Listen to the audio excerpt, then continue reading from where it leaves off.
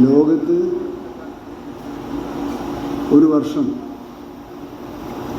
82,000 മുതൽ 1.25 ലക്ഷം വരെ ആളുകൾ പാമ്പ് കടിയേറ്റ് മരിക്കുന്നുണ്ട്. അത്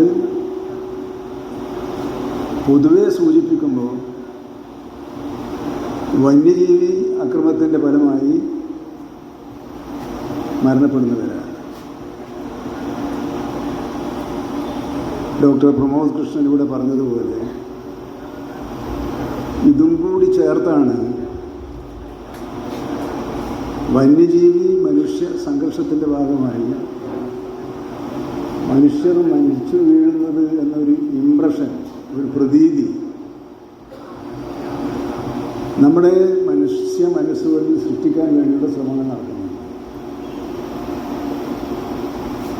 അപ്പോൾ ഈ സ്ഥിതിവിശേഷത്തെ എങ്ങനെ മറികടക്കാൻ കഴിയും? പല വഴികൾ എല്ലാ രാജ്യങ്ങളിലും എല്ലാ സംസ്ഥാനങ്ങളിലുമുള്ള ഗവൺമെൻറ്റുകൾ ചെയ്യുന്നുണ്ട്. പക്ഷെ പൊതുവെ പരിശോധിച്ചപ്പോഴാണ് മറ്റൊരു കാര്യം നമുക്ക് ബോധ്യമാകുന്നത്. ഇതിൽ 50% പേരും മരിക്കുന്നത് ഇന്ത്യയിലാണ് എന്ന് പറഞ്ഞാൽ 85,000-ൻ്റെ 50% ആയാലും 1.25 ലക്ഷത്തിൻ്റെ 50% ആയാലും നമ്മുടെ ഇന്ത്യയിലാണ് മരിച്ചു വീഴുന്നത്. പിന്നെ കേരളത്തിലേക്ക് എത്തുമ്പോൾ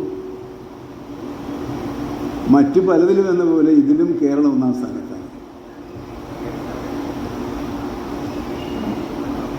അങ്ങനെയൊരു ഗുരുതരമായ സാഹചര്യം ദേശീയ തലത്തിലും അന്തർദേശീയ തലത്തിലും സംജാതമായ സ്ഥിതിവിശേഷം നിലനിൽക്കുമ്പോഴാണ് ഈ വിഷയം എങ്ങനെ കൈകാര്യം ചെയ്യണം, അഡ്രസ്സ് ചെയ്യണം. അഡ്രസ്സ് എന്നുള്ളതിന് കൈകാര്യം ചെയ്യലാണെന്ന് എനിക്കറിയില്ല. കൈകാര്യം ചെയ്യണമെന്ന് വേറെയും കുറച്ച് മോശം അർത്ഥമുണ്ട്. അത് അപ്പോൾ അതെങ്ങനെയാണ് അതിനെ നമ്മൾ അഭിമുഖീകരിക്കാൻ പോകുന്നത് എന്ന ചിന്തയിൽ നിന്നാണ് പുതിയ സങ്കേതങ്ങൾ നമ്മൾ കണ്ടെത്തേണ്ടതുണ്ട് എന്ന് തീരുമാനിച്ചത്. അങ്ങനെ വന്നപ്പോൾ കഴിഞ്ഞ വർഷമാണ് കേരള വനം വകുപ്പ് ഈ പാമ്പുകളെ പിടികൂടുന്നതിനുള്ള ഒരു ശാസ്ത്രീയ മാർഗം അവലംബിക്കാൻ തീരുമാനമെടുത്തത്. അതിനെന്ത് വേണം? പാമ്പ് വരുമ്പോൾ അതിനെ പിടികൂടി മറ്റേതെങ്കിലും സ്ഥലത്ത് പോയി സുരക്ഷിത മേഖലയിൽ വെക്കണം. പണ്ടൊന്നും അങ്ങനെയല്ല. പണ്ട് ആ പാമ്പിനെ തല്ലിക്കൊല്ലും, അത്രയേ ഉള്ളൂ. നമ്മുടെ നാട്ടിലൊക്കെ നാട്ടിൻപുറത്തൊക്കെ മുമ്പ് അങ്ങനെയായിരുന്നു, തല്ലിക്കൊല്ലുക എന്നുള്ളതാണ്. പക്ഷെ ഇപ്പോൾ വന്യജീവി സംരക്ഷണ നിയമം, കേന്ദ്ര നിയമം കർശനമായതോടുകൂടി അങ്ങനെ ചെയ്യാനും പാടില്ല. അപ്പോൾ ഒരു വശത്ത് കർശനമായ നിയമവും നിയന്ത്രണവും, മറുവശത്ത് ജനങ്ങളെ അഭിമുഖീകരിക്കുന്ന വെല്ലുവിളിയും ഒരേപോലെ എങ്ങനെ ഫലപ്രദമായി കൈകാര്യം ചെയ്യാൻ കഴിയുമെന്നതാണ് നമ്മുടെ ചിന്താവിഷയം. നമ്മുടെ ഇത്തരം ശില്പശാലകളിൽ നിന്ന് ഉയർന്നു വരേണ്ടത് എങ്ങനെയാണ്? ഇത് രണ്ടും സാമൂഹ്യ ആവശ്യങ്ങളുമാണ്. ജന്തുജാലങ്ങൾക്ക് ജീവിക്കാനുള്ള അവകാശം സംരക്ഷിച്ചുകൊണ്ട് തന്നെ മനുഷ്യർക്ക് ജീവിക്കാനുള്ള സാഹചര്യം സൃഷ്ടിക്കുകയും പരസ്പര പൂരകമാണ് എന്ന നിലയിൽ കണ്ട് അതെങ്ങനെയാണ് ഫലപ്രദമായി അഭിമുഖീകരിക്കാൻ കഴിയുക എന്ന നിർദ്ദേശമാണ് യഥാർത്ഥത്തിൽ ഈ ശില്പശാലയിൽ നിന്നും ഉയർന്നു വരേണ്ടത് എന്നാണ് ഞങ്ങളെല്ലാം ആഗ്രഹിക്കുന്നത്. അതിന് നിങ്ങൾക്ക് കഴിയട്ടെ എന്നാഗ്രഹിക്കുകയാണ്. ഇതിൻ്റെ ഒരു പ്രാരംഭ പ്രവർത്തനം എന്നുള്ള നിലയിലാണ് കേരള വനം വകുപ്പ് സർപ്പ ആപ്പ് എന്നൊരു ആപ്പ് ഉണ്ടാക്കിയത്. നമ്മുടെ ശബരിമല മേഖലയിലെ ചുമതലയുണ്ടായിരുന്ന അദ്ദേഹത്തിൻ്റെ പേര് സർപ്പ ആപ്പ് ആദ്യം ഉണ്ടാക്കി, അതെ, അവിടെയാണ് ഉണ്ടാക്കിയത്. അത് ആ പ്രദേശത്ത് ഫലപ്രദമാണ് എന്ന് കണ്ടപ്പോഴാണ് സംസ്ഥാന വ്യാപകമായി ആ പദ്ധതി ആവിഷ്കരിച്ച് നടപ്പിലാക്കുന്നതിനുള്ള വൈപുല്യീകരണത്തിന് വനം വകുപ്പ് തയ്യാറായത്. അങ്ങനെ ശ്രമിച്ചതിൻ്റെ ഫലമായി കൂടി നമ്മുടെ സംസ്ഥാനത്ത് ഓരോ വർഷം കഴിയുന്തോറും പാമ്പ് കടിയേറ്റ് മരിക്കുന്നവരുടെ എണ്ണം കുറഞ്ഞു വരികയാണ് എന്നത് ആശ്വാസകരമാണ്. എന്താണത്? 2019 119 മരണമാണ് ഉണ്ടായതെങ്കിൽ 2024 അത് 30 എത്തിക്കാൻ വേണ്ടി കഴിഞ്ഞു എന്നത് വനം വകുപ്പിൻ്റെ അഭിമാനകരമായ നേട്ടങ്ങളിലൊന്നായി അഭിനന്ദിക്കാൻ ഈ സന്ദർഭം ഞാൻ ഉപയോഗപ്പെടുത്തുകയാണ്. അതിന് പ്രതിബദ്ധതയോടുകൂടിയാണ് ഇവിടെയുള്ളവരെല്ലാം പ്രവർത്തിച്ചു കാണുന്നത്.